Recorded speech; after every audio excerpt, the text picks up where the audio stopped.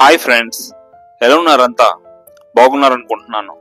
ఈ యొక్క వీడియోలో మరి భువనేశ్వర్లోని చాలా ఐటీ కంపెనీస్ ఉన్నాయండి. చాలామంది మరి తెలుగు వాళ్ళు వస్తున్నారు, చాలా ఇబ్బంది పడుతున్నారు. కంపెనీస్ని ఎక్కడున్నాయో తెలుసుకోవడానికి చాలా ఇబ్బంది పడుతున్నారు. అందుకోసం అని చెప్పి చాలా డీటెయిల్గా చిన్న వీడియో చేసాము. ఐటీ పరంగా భువనేశ్వర్ కూడా చాలా బాగా డెవలప్ అవుతుందండి. చాలా కంపెనీస్ ఉన్నాయి. ఓకే ఫ్రెండ్స్, ఇప్పుడు మనం సత్యనగర్ దగ్గరకు వచ్చాము. సత్యనగర్ దగ్గర మనకి డెలాయిట్ ఆఫీస్ ఉంటుంది. ఈ డెలాయిట్ క్యాంపస్ ఎక్కడ ఉంది అంటే రైల్వే స్టేషన్కి జస్ట్ ఒక 3 కిలోమీటర్స్ డిస్టెన్స్లో ఉంటుంది. ఈ స్టాప్ పేరు ఏంటి అంటే సత్యనగర్. ఈ స్టాప్ పేరు సత్యనగర్.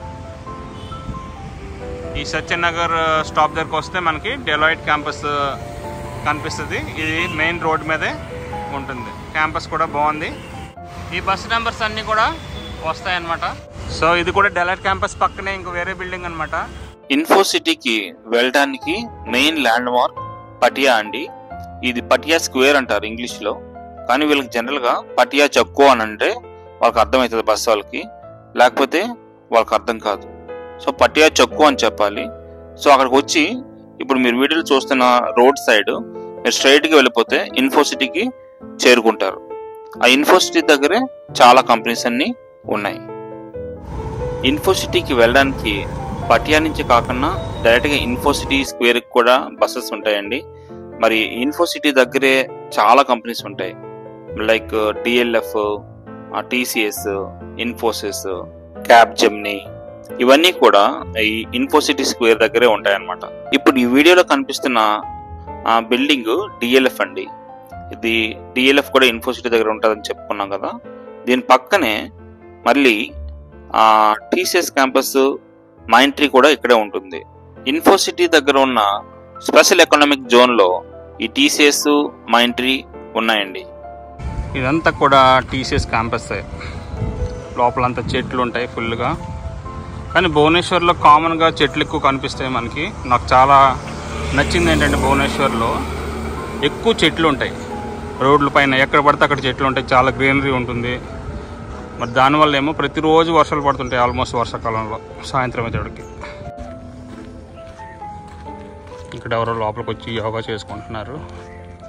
ఈ క్యాంపస్ దగ్గరలోకి వచ్చి ఇంత కూడా టీసీఎస్ క్యాంపస్. ఇదంతా కూడా చూసారు కదా, టాటా కన్సల్టెన్సీ సర్వీస్ అని రాసింది బిల్డింగ్ పైన. ఇది పెద్ద క్యాంపస్ అండి. రైల్వే స్టేషన్ నుంచి, బర్ముండా బస్ స్టాండ్ నుంచి ఈ ఇన్ఫోసిటీ స్క్వేర్కి బస్సెస్ ఉంటాయి. చాలా బస్సెస్ ఉంటాయి. మనకి ఎటువంటి ట్రాన్స్పోర్టేషన్లో ప్రాబ్లం ఉండదు. ఈ ఇన్ఫోసిటీ స్క్వేర్ దగ్గరే మనకి విప్రో, ఇన్ఫోసిస్, ఇంకా చాలా ఐటీ కంపెనీస్ అన్ని ఇక్కడే ఉంటాయి. తర్వాత దీని లోపల కూడా గోల్ఫ్ క్లబ్ ఉంటుంది. ఈ ఎంట్రన్స్ ఇన్ఫోసిటీ యొక్క మెయిన్ ఎంట్రన్స్ అనమాట. ఈ ఎంట్రన్స్ గుండా మనం లోపలికి వెళ్తే మనకి విప్రో, ఇన్ఫోసిస్, క్యాప్జెమిని ఇవన్నీ కంపెనీస్ కనిపిస్తాయి. మరి లోపలికి వెళ్ళి చూద్దాం ఏమున్నాయో. ఇంత కూడా ఇన్ఫోసిటీ లోపల చూస్తే క్యాప్జెమిని కూడా ఇక్కడే ఉంది. చూడండి, ఒక క్యాప్జెమిని కూడా ఉంది ఇక్కడ. లోపలికి వచ్చాక ఎంట్రన్స్లోనే ఉంటుంది క్యాప్జెమిని. తర్వాత దాంతోపాటు చాలా కంపెనీస్ కూడా ఇక్కడ మనం చూస్తున్నాం. ఈ ఇన్ఫోసిటీ చాలా బాగుంటుందండి. లోపల చాలా ఎక్కువ చెట్లు ఉంటాయి. చాలా బాగుంటుంది. మార్నింగ్ పూట వాకింగ్కి, జాగింగ్కి కూడా వస్తుంటారు చాలామంది. ఇందాక చెప్పుకున్నాం కదా ఫ్రెండ్స్, ఇన్ఫోసిస్ క్యాంపస్ అని. ఇదే ఎంట్రన్స్.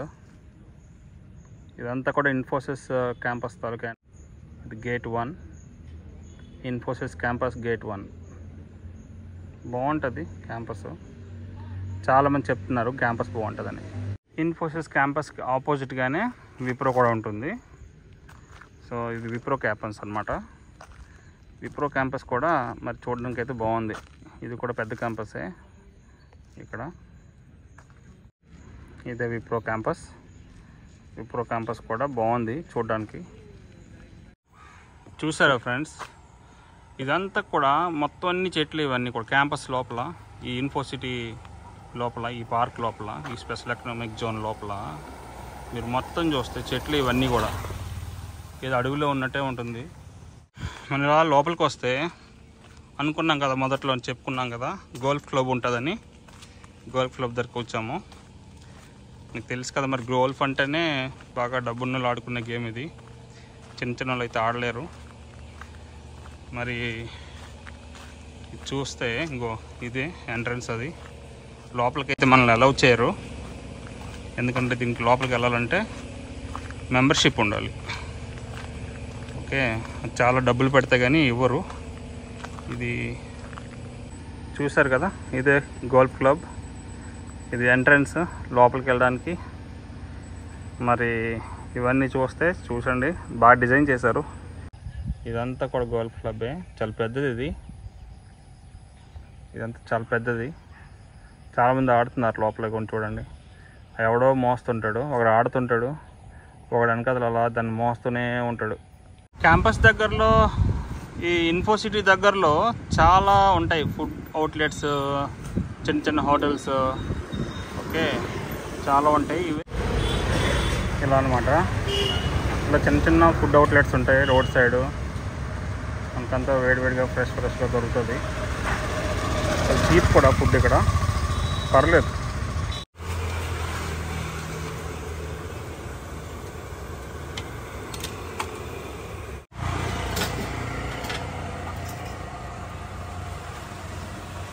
ये ग्रीन वाला क्या भैया? रागो चटनी। रागो। ఇప్పుడు మనం ఆచార్య విహార్ స్క్వేర్ దగ్గర ఉన్నామండి.